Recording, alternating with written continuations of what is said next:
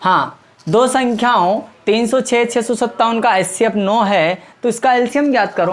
कि आपको दो संख्या दे रखी, यानी कि ए का मान आपको दिया है 306, इसके बाद में बी का मान आपको दिया है 657 और आपका HCF यानी कि HCF दिया है कितना 9, तो आप उसका एलसीएम ज्ञात। भाई आपको एक संबंध याद रखना जो अभी कहा मैंने, कि मैं शॉर्टकट में हिंदी में भी लिख देता हूँ थोड़ा, लेस से इनटू में से बराबर क्या होता है, पहली संख्या इनटू दूसरी संख्या।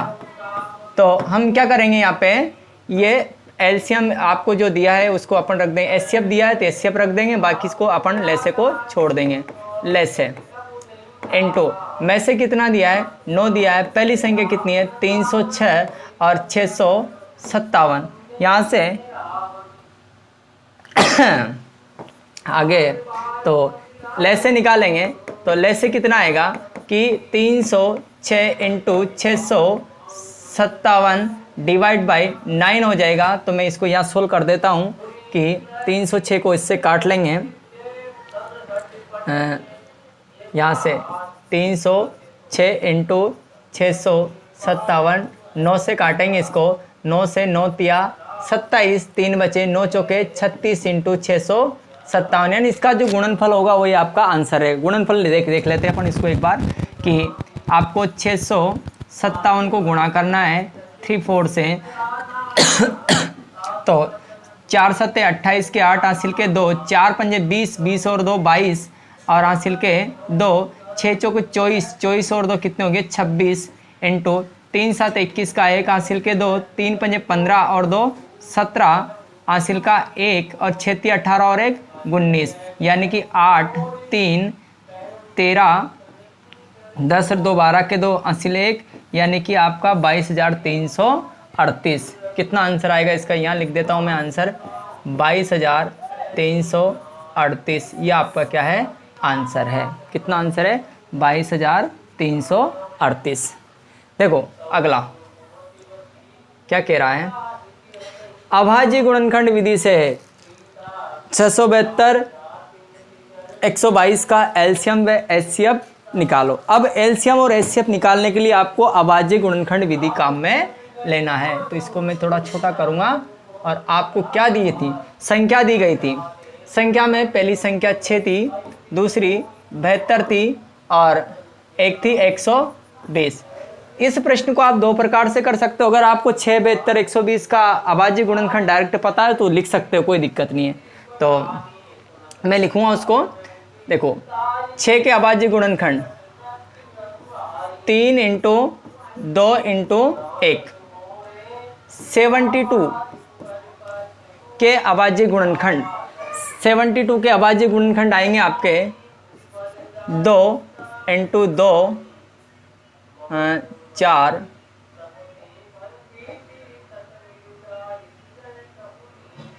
और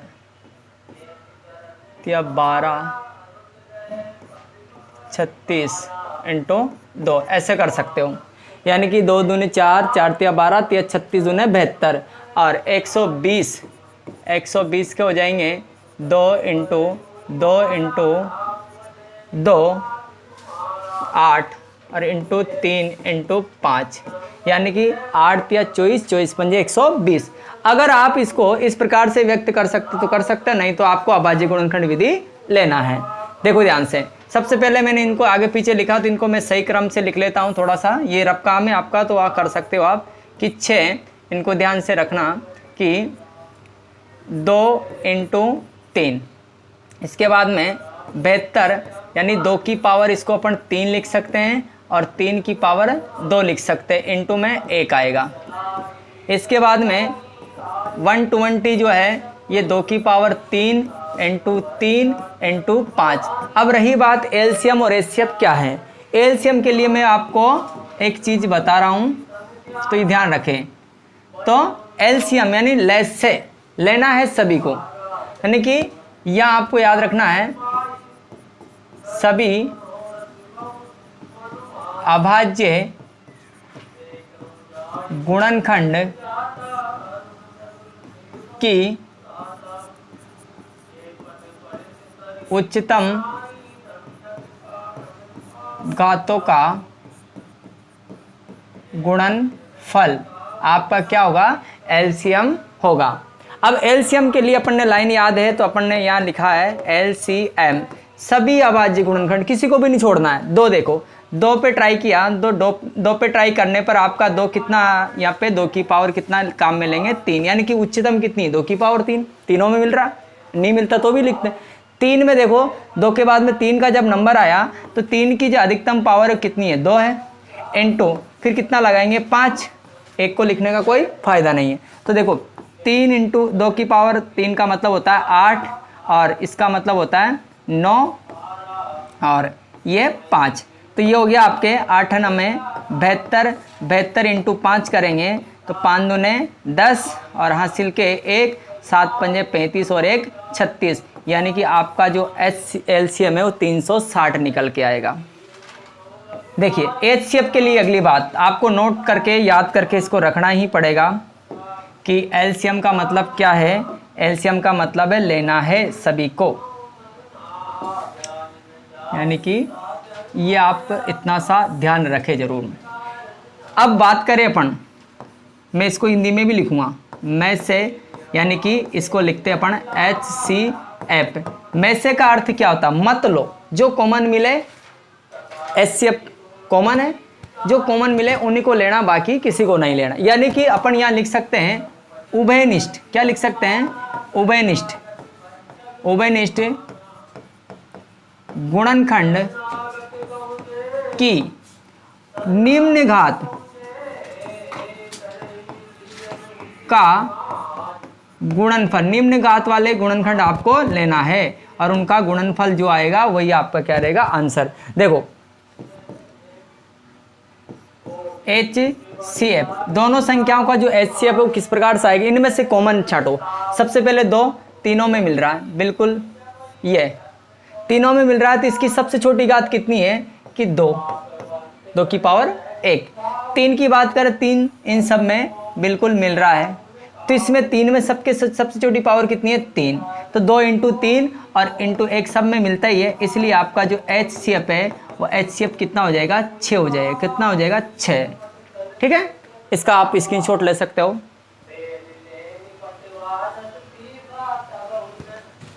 लीजिए,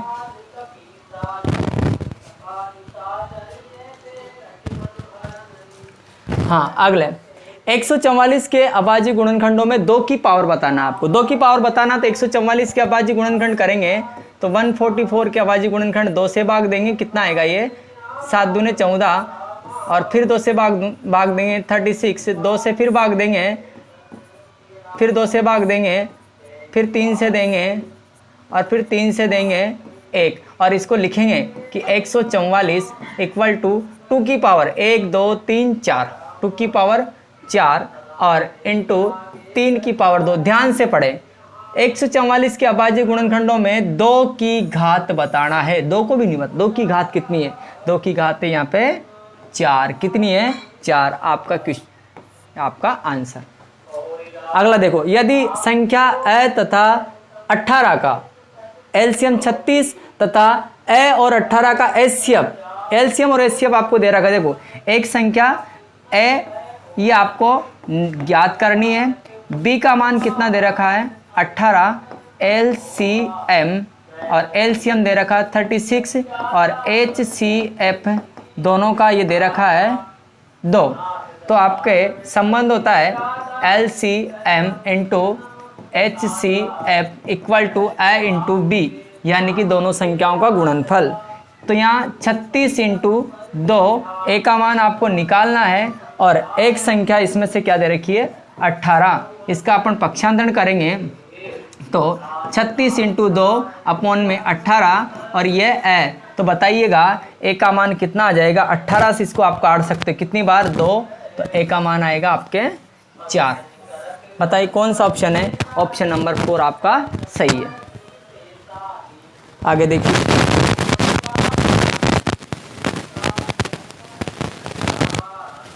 लास्ट, ये परीक्षा में आने के लिए 100% यूजफुल क्वेश्चन है, हर बार पेपर में आता है और इस बार 2025 में भी इस प्रकार के प्रश्न आपको जरूर मिलेंगे। 100% संभावना है, प्रायिकता आपने पढ़ी है तो इसको किसी भी हालत में आप नहीं छोड़े। देखें क्या करना है, सिद्ध कीजिए कि एक √3 अपरिमेय संख्या है। अपरिमेय सिद्ध करना, मैं आपको थोड़ा सा इसके बारे में हिंट देना चाहूँगा कि जब कोई केस होता है और केस कोर्ट में जाता है तो एक जो FIR दायर करता है तो वो भी अपनी पक्ष से वकील रखता है और दूसरी पक्ष जिसके ऊपर FIR होती है, जो चोर होता है, उसके ऊपर भी उसकी तरफ से भी वकील वहाँ पे लड़ता है। तो सबसे पहले जब FIR दर्ज कराता है तो जज होता है, जज क्या करता है, जिसने FIR दर्ज कराई उसी को सही मान करके सामने वाले को दोषी ठहराने का प्रयास करता है, लेकिन सामने वाला बिना सबूतों के दोषी नहीं मान सकते।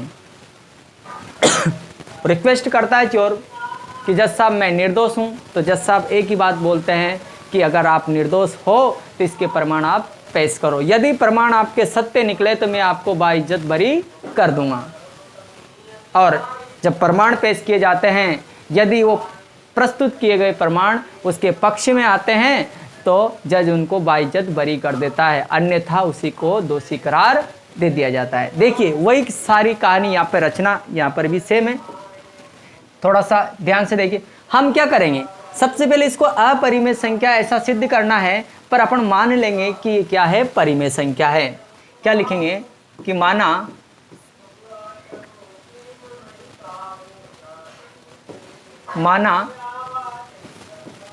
√3 एक परिमेय संख्या है। इसको पहले अपन क्या मानते हैं, परिमेय संख्या है, जिसे P/Q के रूप में व्यक्त किया जा सकता है, जहां P व Q दोनों पूर्णांक व से अभाज्य संख्या है। थोड़ा ध्यान रखें हिंदी का कि आपको क्या करना है, सबसे पहले इसको अपरिमेय सिद्ध करना है तो इसका उल्टा मानो इसको, कि इसको मान लो आपकी ये क्या परिमेय संख्या, यदि ये परिमेय संख्या है तो परिमेय संख्या होने के सबूत प्रस्तुत करेगा। तो वो कह रहा है कि √3 एक परिमेय संख्या है तो इसे P/Q के रूप में लिखा जा सकता है, और जहां P और Q दोनों पूर्णांक एवं से अभाज्य संख्या है। क्या है, से अभाज्य संख्या। और से अभाज्य संख्या का मतलब होता है कि दोनों संख्याओं में कुछ भी कॉमन नहीं मिलना चाहिए, P और Q में कुछ भी कॉमन नहीं मिलना चाहिए।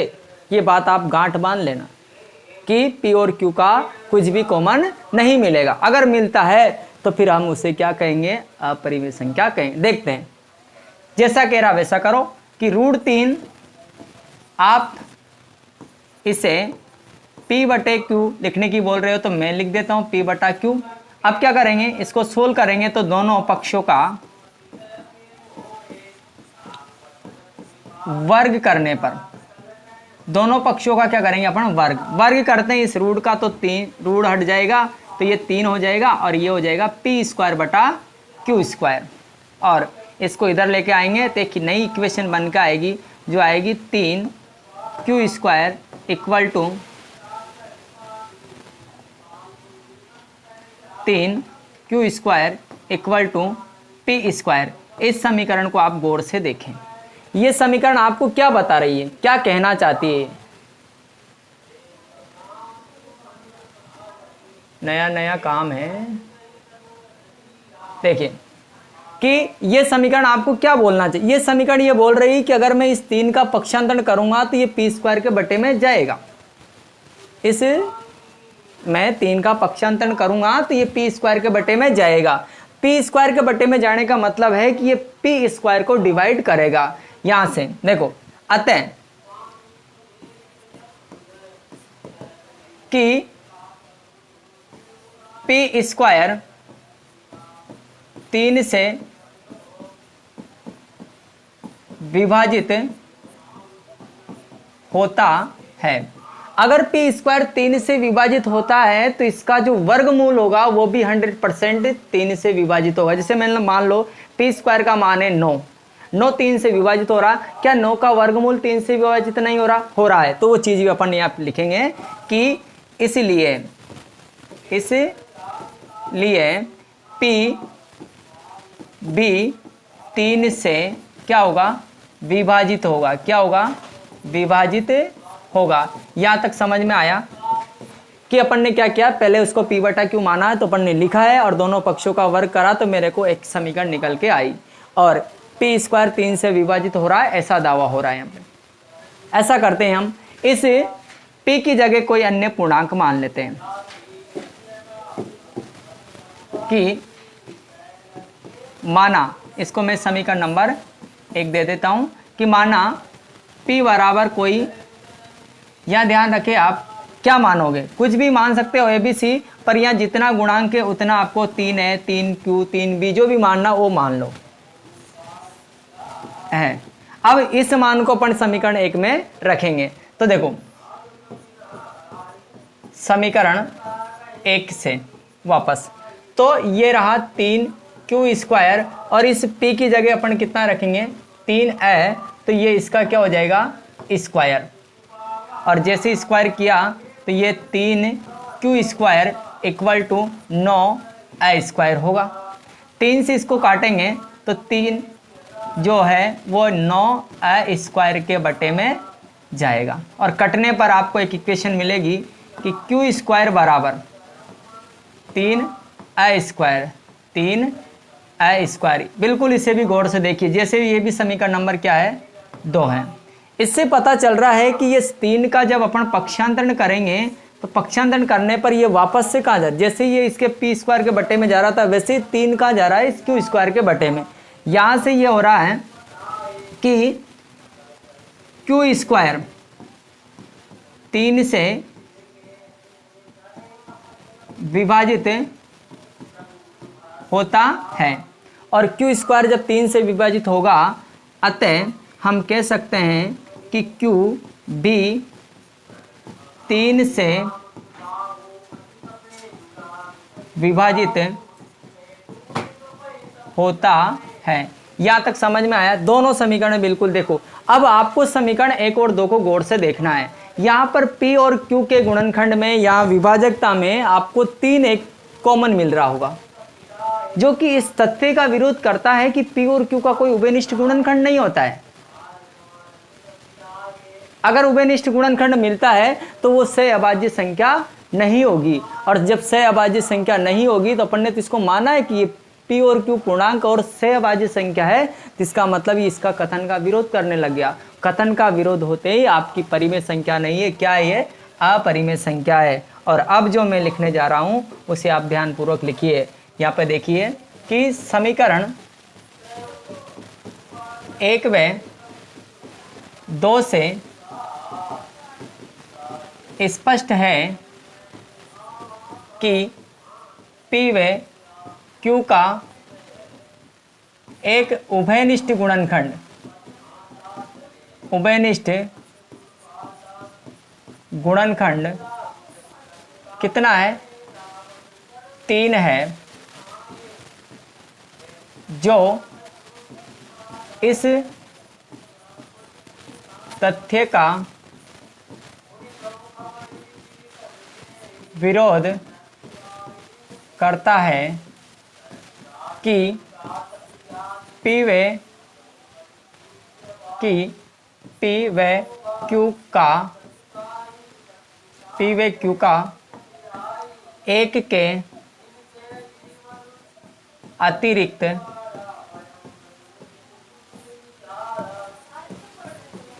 कोई उभयनिष्ठ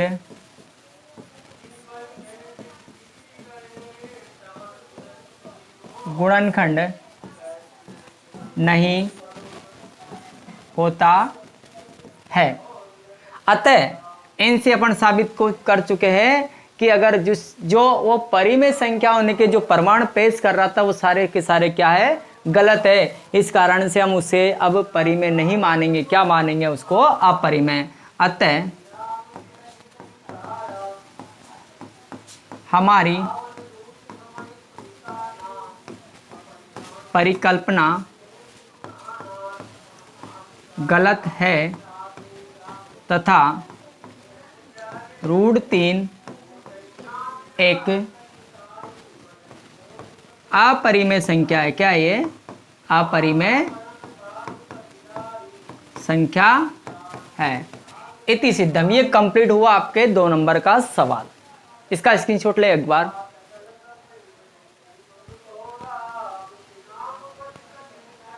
देखिए दोस्तों, वीडियो को शेयर करें, लाइक करें और सब्सक्राइबर जरूर करें। सब्सक्राइबर जितने ज़्यादा होंगे आपके फ़ायदा है, निःशुल्क है बिल्कुल आपके लिए, तो आप इसे